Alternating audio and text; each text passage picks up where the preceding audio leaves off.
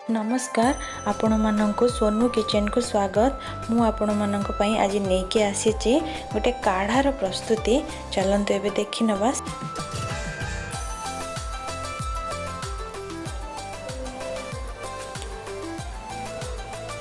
प्रथमे गोटे पैन रे गोटे ग्लास पानी नेची सेथिरे गोटे मुठा तुलसी पत्र नेउची, हाफ इंच अदा छेचिकी रखी ताकू देउची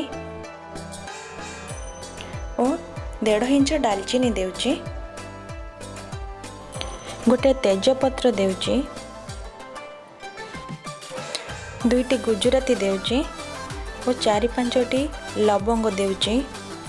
देखंतु एठी मु 7-8टी गोलमरीच नेची।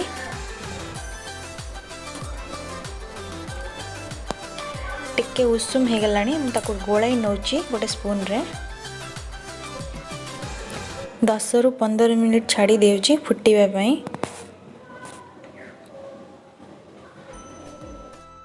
देखंतु एबे 10 मिनिट हे जायची, काढ़ाटी भले से फुटुची, ताको आउ टिके फुटिया को छाड़ी दबा।